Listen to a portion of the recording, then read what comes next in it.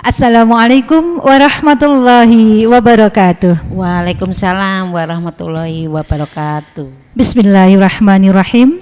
Alhamdulillahilladzi arsala rasulahu bil huda wa dinil haqq liyudhhirahu 'alad dini kulli walau karihal musyrikun. Asyhadu an la ilaha illallah wa asyhadu anna Muhammadan 'abduhu wa rasuluh. Allahumma salli ala sayyidina Muhammad wa ala ali sayyidina Muhammad. Rabbi shrah li sadri wa yassir li amri wahlul 'uqdatam min lisani yafqahu qawli. Amma ba'du. Sahabat-sahabat kurma yang dirahmati Allah, bagaimana kabarnya hari ini?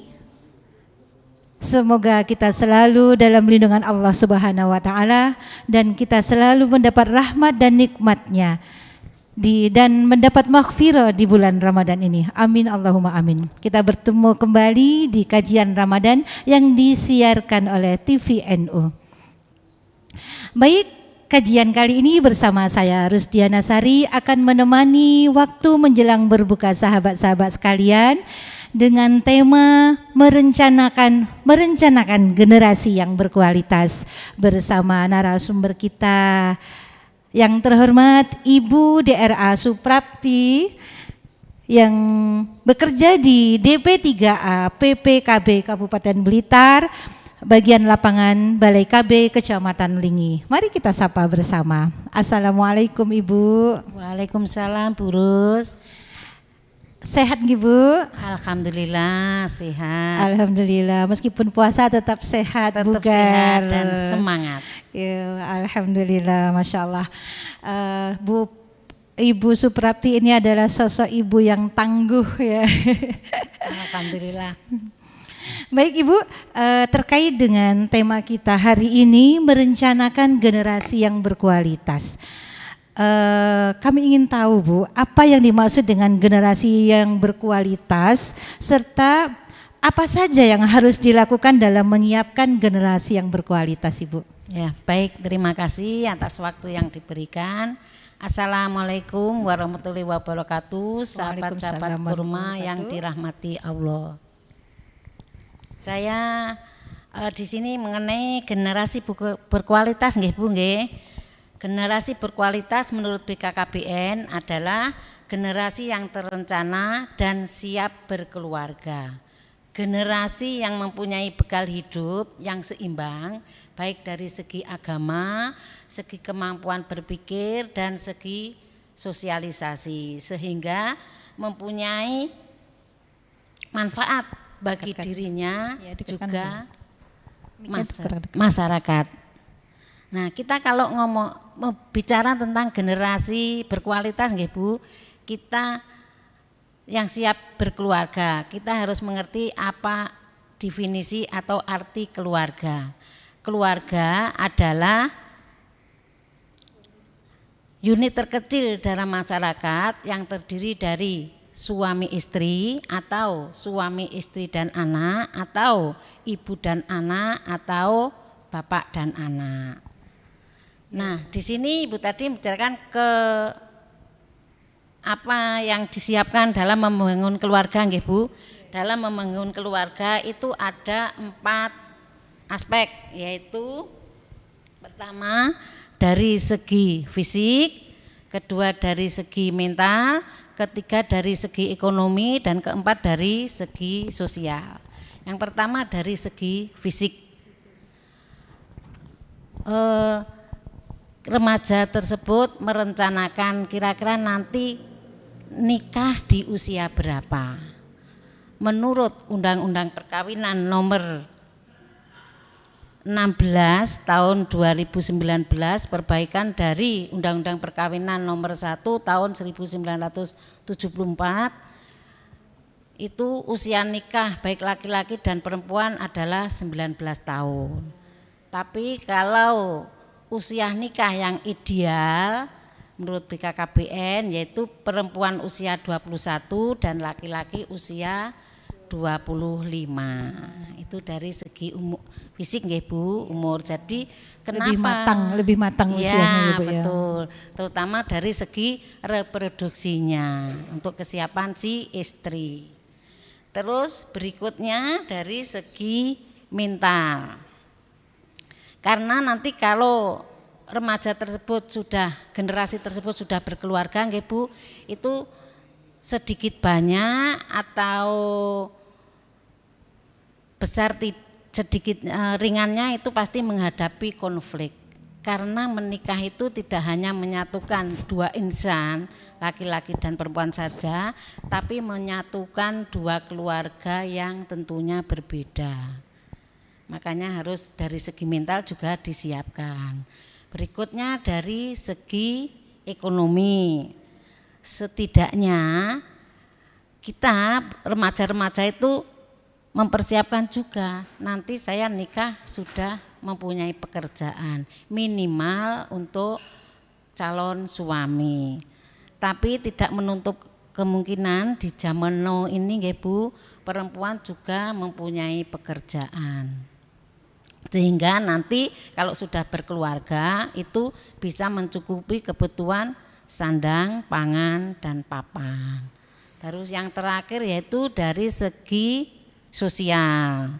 Itu ada kaitannya dengan yang kedua tadi Bu, dari segi mental. Kalau keluarga tersebut pasti menghadapi konflik ya Bu, walaupun ringan. Makanya sebelum menikah sebaiknya itu mendapat restu dari orang tua, baik pihak perempuan maupun pihak laki-laki. Terus berikutnya satu tadi yang usia nggih Bu. Berikutnya kalau pasti mempunyai rencana, nanti kalau usia nikah di umur sekian, terus mesti merencanakan kehamilan. Kalau kita sudah menginjak pada kehamilan, itu kita mengenal 4T dan 3T. 4T? Apa itu Bu 4T? Nah, 4T di sini 4T T-nya terlalu. Kalau 3T T-nya terlambat. 4T. Maksudnya terlalu itu bagaimana Bu terlalu? Nah, ya 4T nggih. T pertama yaitu terlalu muda. Nah, di sini diharapkan hamil itu minimal usia 20 tahun. Nggih.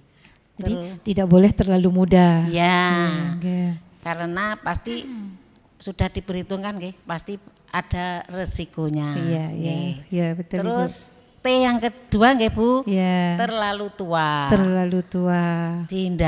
Kita menghindari usia hamil itu tidak lebih dari 35. Jadi maksimal 35. Wah, pemirsa yang anaknya masih 1 terus usianya hampir 35 segera ya ditambah cepat-cepat hamil sebelum di usia yang ke-35. Jadi tidak terlalu tua. Begitu ya Bu ya. Berarti tadi usia nikah juga harus diperhitungkan nggih Bu. Soalnya kalau nikahnya 30 lebih, pasti anak keduanya di atas 35. Karena nanti pasti ada jarak kelahiran pertama dan kedua atau berikutnya. Ya, kalau boleh saya tahu itu jarak kelahiran pertama dan kedua itu berapa tahun idealnya Ibu? Nah ini T yang ketiga, yaitu terlalu dekat. Jadi minimal jarak kelahiran pertama dan kedua atau kedua dan berikutnya itu minimal 2 tahun. 2 tahun, berarti untuk selama 2 tahun itu harus berKB. Oh gitu. Ya. Terus T yang keempat nggih Bu, terlalu sering. Terlalu sering. Nah, sering apa ini? Maksudnya sering hamil, otomatis jumlah anaknya sering hamil, banyak. Iya. Karena dari BKKBN sendiri nggih Bu, atau sekarang Kemenduk, Kementerian Kependudukan dan Pembangunan Keluarga itu sebaiknya 2 anak Dua anak anak lebih sehat. Oh, 2 anak Nggih. lebih sehat gitu. Nggih. Kalau dulu 2 anak cukup gitu Dua ya, Bu anak ya. cukup, nggih. Sekarang Dua dua anak anak lebih lebih sehat. sehat, gitu. Dengan simbol begini Bu, ini juga ada artinya Bu. Iya. Kenapa hadapnya ke kita? Karena kita yang memberi contoh. Jadi gitu. bukan ke sini. Kalau ke sini menunjuk orang lain. Ke sini Iya. kita memberi contoh dulu. Dua Kalau anak, begini kampanye, Bu ya. dua anak lebih sehat. Iya, 2 anak Nggih. lebih sehat. Oke, sekarang yang 3T nggih Bu, T pertama 4T itu 4T. lalu kalau 3T-nya terlambat. Yaitu T yang pertama terlambat mengambil keputusan, T yang kedua terlambat tiba di vaskes, dan T yang ketiga terlambat mendapat pertolongan medis. Jadi kehamilan tadi yang berisiko jangan terlambat mengambil keputusan. Misalnya perencanaan persalinan nanti saya di mana. Nah, jangan terlambat tiba di vaskes. Maksudnya perencanaan persalinan di mana? Di puskesmas atau di rumah sakit atau di klinik. Oh, Nggih. iya, iya. Jauh-jauh hari sebelum persalinan kita harus merencanakan. Terus yang kedua, jangan terlambat tiba di vaskes. Misalnya sudah ada rasa mules-mules, jangan nanti atau nanti, lebih baik kita di tempat yang kita rencanakan semula. Supaya tidak terjadi T yang ketiga, terlambat mendapat pertolongan medis. Kalau kita terlambat sampai vaskes, otomatis terlambat mendapat pertolongan. Nggih. Nggih, yang bisa berakibat fatal ya, Bu ya. Nggih, betul. Terus berikutnya nggih, kalau sudah kehamilan otomatis kita pasti merencanakan sebelum menikah toh. Nanti kira-kira kalau saya menikah saya ingin anak berapa? Baik laki-lakinya pun perempuan, itu calon pengantin, nanti kita punya anak berapa ya? Misalnya si laki-lakinya saya pengen punya anak 4 atau 3, terus perempuannya 2, itu loh.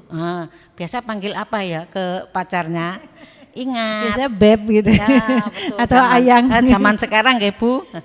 Kalau zaman dulu paling ya emas. Tapi bukan emas 24 karat. Ya, direncanakan kira-kira punya anak berapa. Ingat dari BKKBN 2 anak lebih sehat. Nah, untuk merencanakan jumlah anak itu pasti ada kaitannya dengan KB tadi Bu. Oke, kita mengikuti KB. Nah, banyak jenis alat kontrasepsi nggih Bu di sini. Iya. Baik yang jangka panjang atau jangka pendek. Jangka panjang yaitu IUD, implan. Kalau IUD itu dipasang yang di rahim. Ya. Kalau implan dipasang di lengan sebelah kiri Bu. Ya. Kalau dulu awal-awal itu 5 Bu, jadi kayak kipas. Terus yang sekarang ada 2 dan ini sudah diluncurkan yang implan 1 batang. 1 batang itu berapa tahun Ibu? Untuk 3 tahun. Untuk 3 tahun. Baik yang 2 batang atau 1 batang itu 3 tahun. Jadi kalau 1 kan lebih simpel dan lebih mudah nggih Bu untuk memasukkan. Jadi enggak harus ketika ngepang dibongkar sana sini. juga Betul. tadi. Nanti bongkar pasangnya juga lebih simpel. Oke.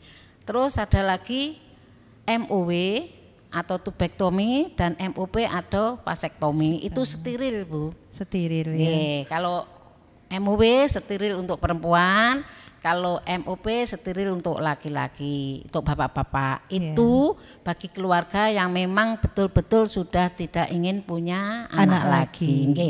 Itu juga harus dilihat ketahanan keluarganya nggih Bu. Tidak hanya sebatas sudah 2 anak cukup, tidak. 2 anak lebih sehat, tidak. Harus dilihat ketahanan keluarganya. Jadi memang harus mantap. Jadi harus dua-duanya mantap dan dua-duanya sudah setuju tidak ingin punya anak lagi. Terus ada juga alat kontrasepsi yang lain Bu. Apa itu Bu? Itu termasuk injeksi atau suntik. Ada yang 1 bulan, ada yang 3 bulan. Terus yang lain pil. Ya, pil itu harus diminum tiap hari Bu. Walaupun si ibu tersebut mendapat bulanan. Tamu yang tak diundang tadi tetap harus diminum. Ya. Terus ada lagi yang paling kondom untuk bapak-bapak. Nggih. Terus kenapa kok harus disarankan KB nggih Bu? Tadi yang kembali ke awal supaya jarak kelahiran antara anak pertama dengan kedua Tidak terlalu rapat. tidak terlalu rapat. Tidak terlalu dekat. Nggih. Sehingga kebutuhan ASI-nya itu terpenuhi cukup 2 tahun. Iya. Kan setidaknya 2 tahun minum ASI ibunya nggih Bu nggih. Iya. Nggih. Terus juga perhatiannya. Lah ini manfaat dari KB yaitu menurunkan resiko KTD. KTD. Pemirsa tahu nggak KTD itu apa? Apalagi itu Bu KTD? Banyak singkatan-singkatan ini ya di balik KB ini. Iya betul. Di KTD. KB di PKKBN ini Iya, atau iya. Kemenduk Bangga itu Iya. banyak singkatan. Iya. KTD adalah kehamilan yang tidak diinginkan. Oh, Masya Allah. Misalnya nggih seorang suami istri sudah berkeluarga, sudah punya anak 1. Sebenarnya sudah merencanakan nanti punya anak kedua kalau anaknya sudah umur 4 tahun, tapi tidak ikut KB. Akhirnya kan ya kemungkinan besar terjadi KTD. Belum ingin punya, Mau nambah anak lagi. Karena nggak ikut KB akhirnya hamil lagi. Berarti anak masih 1 tahun ada lagi Nah, begitu ya Bu bisa ya. juga nggih. Nggih. Makanya kalau sudah merencanakan ya ngikut KB. Monggo ambil yang jarak pendek atau yang panjang. Nggih. Tergantung kondisi tubuh ya Bu ya. Betul. Kondisi tubuh terus si ibu tadi mentalnya dia sukanya di apa, nyamannya di apa Iya, begitu. betul. Soalnya kan alat kontrasepsi baik hormonal maupun tidak kadang cocok di ibu A belum tentu cocok di ibu B. Nggih. Terus manfaat berikutnya nggih Bu, meningkatkan keharmonisan keluarga. Akhirnya kalau semua sudah direncanakan dan rencananya terlaksana, insya Allah keluarganya kan pasti harmonis. Nggih. Terus berikutnya lagi tumbuh kembang anak terjamin. Ibu orang tua memperhatikan si anak tersebut bisa maksimal Bu. Nggih. Terus yang lain juga tadi terpenuhi ASI eksklusif minimal atau 2 tahun. Nggih. Soalnya kalau misalnya si anak umur 1 tahun terus hamil lagi kasihan dua-duanya. Kan tidak boleh menyusui kalau sudah hamil. Kasihan yang anak sudah di luar, juga kasihan anak yang masih di dalam. Nggih. Baik Ibu, seru sekali kalau sudah ngomong tentang kontrasepsi ini. Biasa ibu-ibu muda ini yang masih memakai itu ya Bu ya. Baik Ibu, selanjutnya dalam kependudukan, program apa yang dimiliki Kementerian Kependudukan dan Pembangunan Keluarga Ibu? Nggih. Yang dimiliki program yang dimiliki oleh Kementerian Kependudukan dan Pembangunan Keluarga antara lain aja nggih Bu, yaitu PIK-R. Apa itu PIK-R? Ya ini ada singkatan lagi pemirsa. PIK-R. PIK-R. PIK-R yaitu Pusat Informasi dan Konseling Remaja. Lah yang remaja di sini adalah dibatasi usia 10 sampai 24 tahun yang yang belum menikah. Jadi misalnya ada remaja usia 20 tapi sudah menikah, itu tidak, wadahnya bukan PIK-R. Nggih. Terus di dalam PIK-R nanti juga dalamnya ada genre Bu. Generasi berencana. Semua pakai singkatan nggih Bu di KB itu. Generasi berencana yang insya Allah untuk setiap kabupaten itu setiap tahunnya pasti ada lomba genre generasi berencana. Baik Ibu, kalau boleh saya tahu itu untuk PIK-R atau genre itu dilaksanakan maksudnya di instansi mana atau di lembaga-lembaga yang bagaimana Ibu?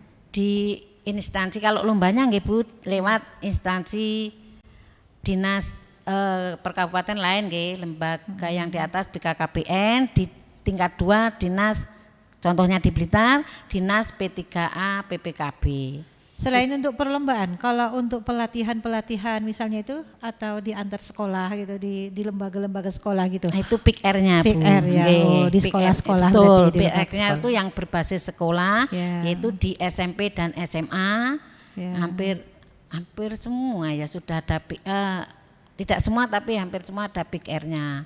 Terus yang berbasis masyarakat juga bisa, atau berbasis remaja masjid, atau berbasis Karang Taruna. Itu ada wadahnya PIK-R. Di situ nanti banyak yang disampaikan Bu, sosialisasi mengenai kebebasan seksual, mengenai HIV, mengenai narkoba. Tujuannya satu, supaya anak tidak terjerumus ke hal-hal yang negatif. Nggih. Baru itu. Berarti ketika punya anak remaja terus ikut di PIK-R atau genre, insya Allah itu yang positif sekali ya Bu ya. Jadi betul, bermanfaat sekali, bisa menjadi pelindung, ibaratnya sudah punya wawasan tentang mana yang dilarang atau mana yang membahayakan. Ketika mengikuti PIK-R atau genre tadi sudah punya bekal ya Bu ya. Betul, termasuk yang seksual bebas itu kalau kalau PIK kan usia sebaya, jadi bisa menasihati temannya Bu, konselor sebaya. Itu kan diberi wawasan tentang apa akibatnya kalau kita seksual bebas. Jadi untuk adik-adik remaja nggih, yang anak usia SMP SMA, sosong masa depanmu dengan yang baik-baik, soalnya menjadi generasi penerus. Nah, kita ibu-ibu ini kan pasti ada generasinya nggih Bu. Jadi songsonglah masa depanmu dengan baik dan cerah. Ikuti kegiatan-kegiatan baik di masyarakat maupun sekolah yang positif. Hindari kegiatan-kegiatan yang negatif, makanya di sekolah ikut PIK-R baik di sekolah maupun di masyarakat. Iya, dengan ikut PIK-R jadi pergaulan itu bisa terarah gitu. Betul, ada teman yang saling mengingatkan. Ya, baik pemirsa dan sahabat-sahabat kurma yang dirahmati Allah, tidak terasa acara kita sudah sampai di penghujung. Mari kita dengarkan closing statement dari pemateri kita. Silakan Ibu. Merencanakan generasi berkualitas itu untuk adik-adik remaja, kita mulai dari sekarang harus merencanakan semuanya, baik dari nanti usia nikah tuh saya di usia berapa, hamil di usia berapa, terus punya anak berapa, semua direncanakan dari sedini mungkin. Sebelum kita pasti pengen nikah nggih, tapi merencanakan semuanya. Dan yang dimaksud kualitas di sini bukan kualitas sebuah keluarga itu bukan dilihat dari seberapa megah rumahnya, seberapa banyak mobilnya, harta yang berlimpah, terus harus menduduki jabatan apa, bukan. Tetapi seberapa besar kebahagiaan yang dapat dirasakan saat menghabiskan waktu bersama anggota keluarga. Kalau semua sudah direncanakan dan kita rencananya terlaksana sesuai rencana, insya Allah semuanya akan baik-baik saja. Iya, alhamdulillah. Bicara tentang keluarga itu rasanya ngebayangin yang di rumah itu suami, anak, istri. Betul. Gitu. Kayaknya apabila tercipta di rumah itu seperti surga ya Bu ya. Baiti jannati katanya gitu. Rumahku adalah surgaku. Jadi di rumah itu terasa indah, nyaman dan bahagia itu, tentram gitu ya Bu ya. Baik pemirsa, sahabat-sahabat kurma yang dirahmati Allah. acara kajian kita pada kali ini telah selesai. Kita berjumpa lagi di kajian Ramadan yang akan datang di lain waktu dan kesempatan. Dan kami sampaikan terima kasih banyak kepada semua sponsor dan semua pihak-pihak yang telah membantu atas terselenggaranya acara ini. Dan juga kami ucapkan terima kasih kepada kru TVNU. Dan mohon maaf atas segala khilaf dan terima kasih atas segala perhatian. Wassalamualaikum warahmatullahi wabarakatuh. Waalaikumsalam warahmatullahi wabarakatuh.